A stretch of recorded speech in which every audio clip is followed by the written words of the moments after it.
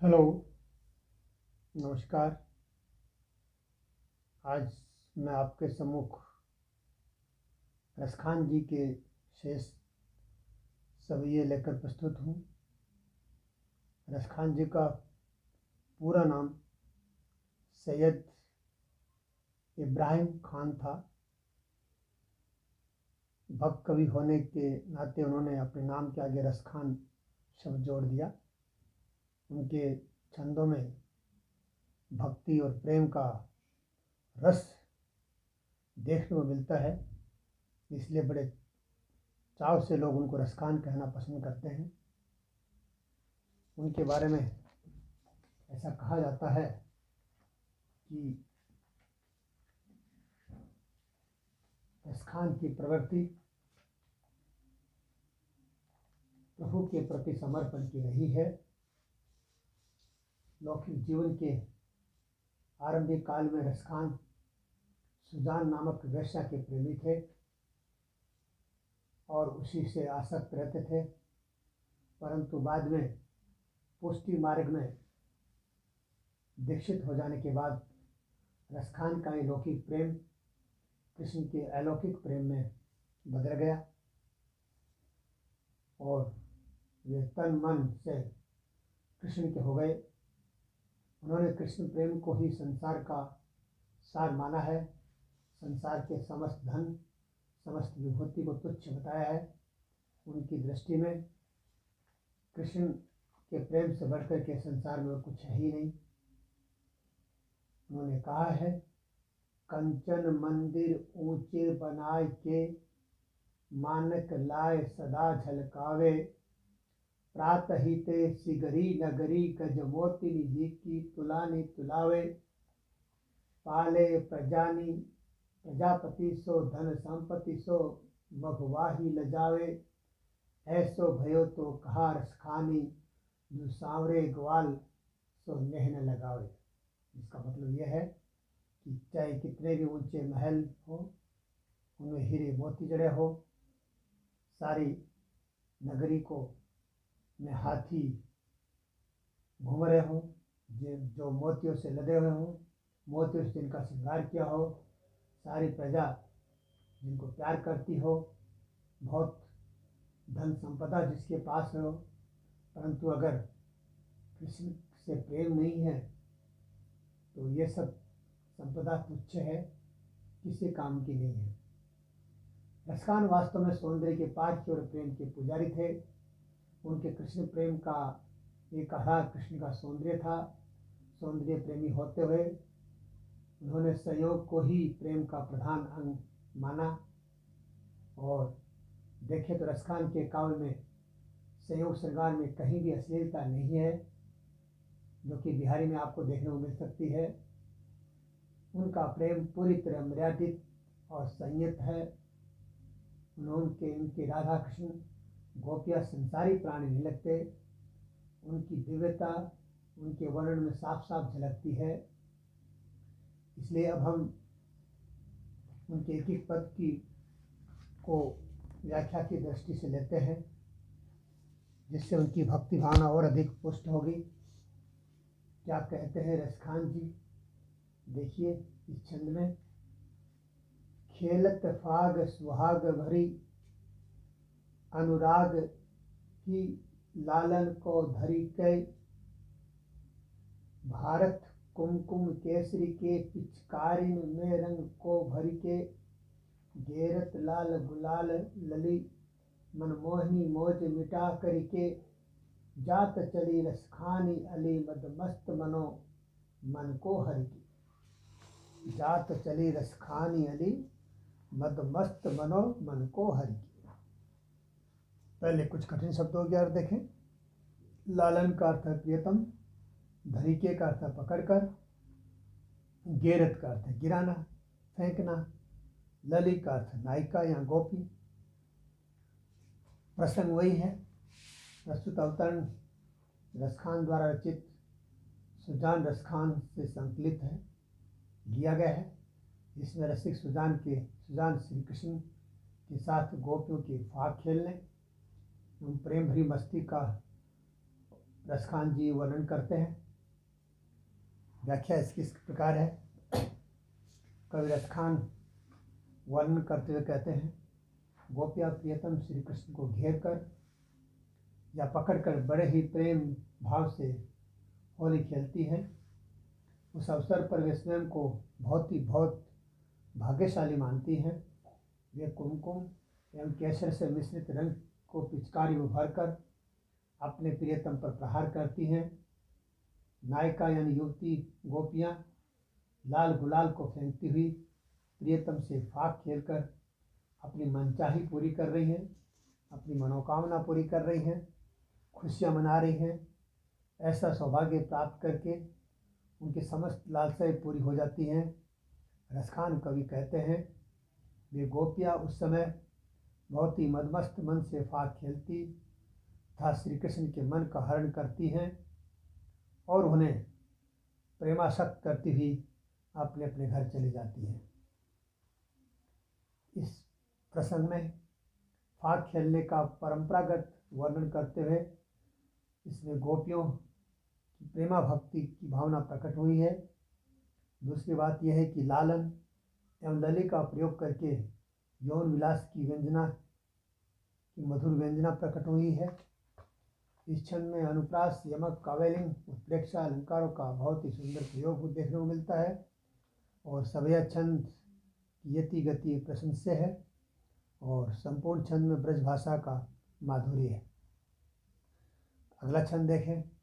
कान भय बस बासुर के, अब कौन सखी हमको चाहिए, निस्दोष रहे संग साथ लगी, वह सोतिन तापन क्यों सहिए, जिन मोहि लियो मन मोहन को, रसखान सदा हमको दहिए, मिली आओ सखी अब सब भाग चले, अब तो ब्रज में बांसुरी रहिए।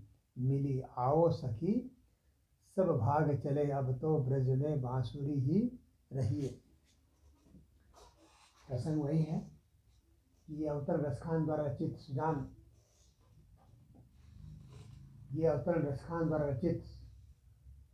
रसखान से लिया गया है। गोपियाँ श्री कृष्ण की मुरली को अपनी सोच जैसा मानती हैं और कहती कि अब प्रियतम श्री कृष्ण पूर्णतः मुरली के वश में हो गए हैं और वे हमारी परवाह नहीं करेंगे। इसी प्रसंग में रसखान ने बहुत ही सुंदर वर्णन किया है। क्या कहते हैं, गोपियों की भावनाओं का चित्रण करते हुए रसखान जी एक तरह से अपनी भक्ति भावना प्रकट कर रहे हैं और कहते हैं, गोपियाँ आपस में कहती हैं कि अब तो प्रियतम कृष्ण पूर्णतया मुरली के वश में हो गए हैं। हे सखी, अब हमें भला क्यों देखेंगे, अब हमें भला क्यों चाहेंगे, क्योंकि उनको तो अब मुरली ही अच्छी लगती है। निस्दोष रहे संग वाहि लगी, ये मुरली बड़ी अजीब है, इसने श्री कृष्ण को बड़ा अजीब तरीके से मोहित कर लिया है, जो रात दिन हमेशा उन्हीं के साथ लगी रहती है। ये सखी, ये मुरली नहीं, ये हमारी सोतिन है और भला हम सोतिन द्वारा दिए गए कष्टों को क्यों सहन करें, कैसे सहा जाए। जो कष्ट मुरली ने हमें दिया है, ये ताप हमारे से सहा नहीं जाता। जिन मोहि लियो मन मोहन को, जिसने जो सारे संसार को मोहता है, उस मनमोहन को इस मुरली ने मोहित कर लिया है। ये बात हमें बहुत दुखदायी लगती है, ये बात हमें बहुत कष्टदायी लगती है कि आखिर इस मुरली में है क्या, जिसने सारे संसार को मोहने वाले कृष्ण को ही अपने मन में, अपने वश में कर लिया है। बड़ी व्याकुलता की अनुभूति हो रही है सखी, हमें बड़ी पीड़ा हो रही है। ये सखी आओ, इसलिए हम सब एक जगह एकत्र हो जाएं और इस ब्रज भूमि से कहीं दूसरी जगह भाग कर चले जाएं, क्योंकि अब हमारा यहाँ कोई काम नहीं है। अब कृष्ण हमें चाहने वाले नहीं हैं, अब हमें क्यों चाहेंगे, क्योंकि अब यहाँ पर तो हमारी स्वतंत्र मुरली ही रहेगी। कृष्ण तो सिर्फ उसी को चाहेंगे। इस छंद में गोपियों का मुरली के प्रति सोच या डाह व्यक्त हुआ है।